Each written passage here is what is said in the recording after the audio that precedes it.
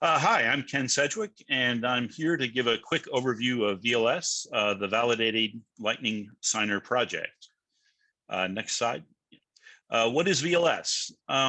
First of all, the Validating Lightning Signer project is an open source project, not a company. So we're attempting to build a body of software which everyone can inspect and use and build different things with.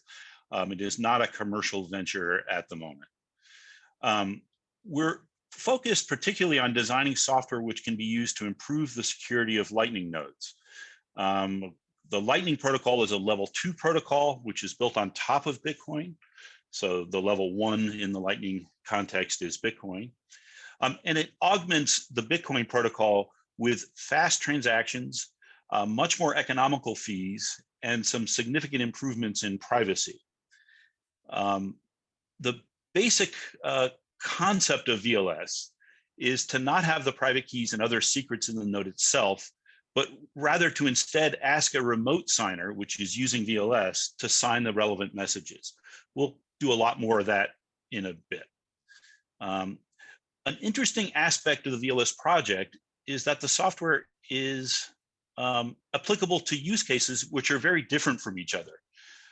In one example, and it was the original thing that we thought about VLS with, you can use the software, the VLS software inside a hardware security module to secure an enterprise scale Lightning node. But what we discovered as we went on was that there were also other cases where inexpensive consumer devices could provide custody to end users, and that was important for different reasons. Next slide, please. Quickly, the team is small. Devrandom and I started working on the VLS project in late 2019. Looks like we've been concurrent with COVID-19. Oh well.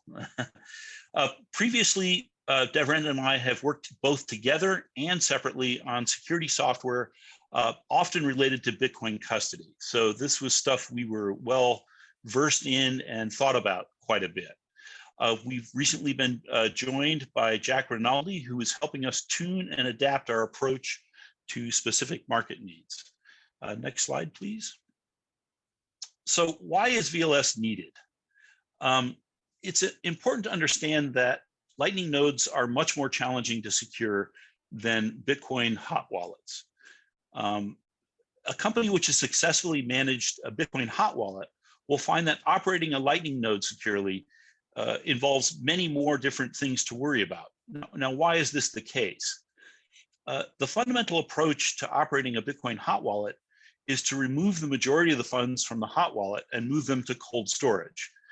Banks do this with cash in the cash teller cash drawers. Most of the cash isn't in the teller's cash drawers. In fact, you only need to leave what is needed to cover short-term disbursements. Funds can be moved back and forth from hot to cold storage to keep most of the funds in cold storage and minimize that which is held in the hot wallet. But this approach doesn't work at all in a Lightning node. All of the funds must be kept in committed channels, which are live and controlled by hot keys. The funds cannot be kept cold until they are needed.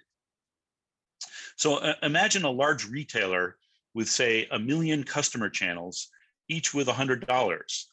This would result in $100 million of funds secured by an internet-connected node with hot private keys.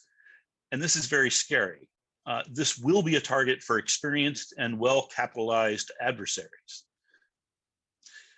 The idea with VLS is that a Lightning node using VLS is much more secure because it doesn't contain the private keys and other secrets. Instead, it delegates to a remote signer, which is running VLS, to sign all of the necessary messages.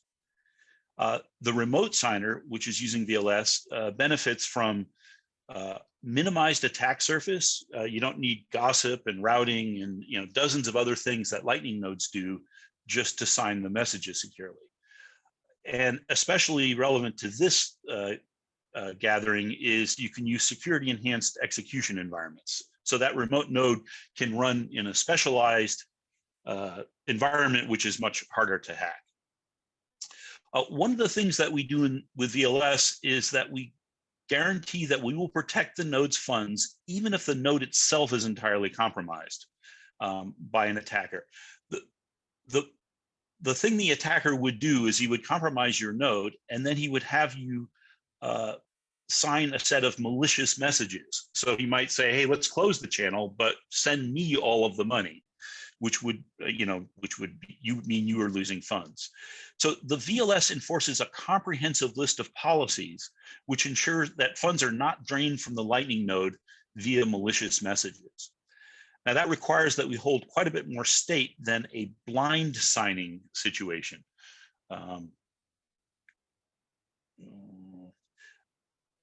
A completely different use case is providing custody of Lightning funds to end users when they're using cloud-based Lightning nodes.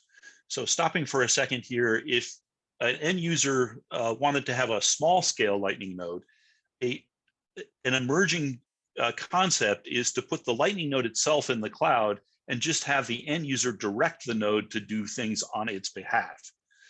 The problem there, now let's see, that makes a lot of sense because it keeps all of the resource-intensive stuff like gossip and route finding and all sorts of other things in the cloud where it can be better managed. But without VLS, the end user needs to trust the LSP. So again, if the LSP were compromised or became evil, it could craft evil messages which would take your money away. But by using a validating Lightning signer in possession of the end user, we get around that. The user has actual custody, and that signer will refuse to sign messages which drain the funds. Next slide, please. Embedded device requirements. So we've designed VLS software all along to run in security enhanced execution environments. That means to us that it's written in Rust and that it tries to avoid using STD features in the core. So the stuff which would run in the secure element is not using STD features, which are large. The Rust itself has compiler guaranteed thread and memory safety and no garbage collection, which also are probably very helpful for writing secure software. The VLS requirements for an embedded device today are that it needs to have, our code currently fits in 800K of flash. We're still, completing the software, but that's a pretty good idea of how much memory, how much flash we're going to need. We estimate that we're going to need 1 kilobyte of RAM for each channel, and then a modest fixed amount globally for allow lists and other such things. The non-volatile storage is the same as the RAM.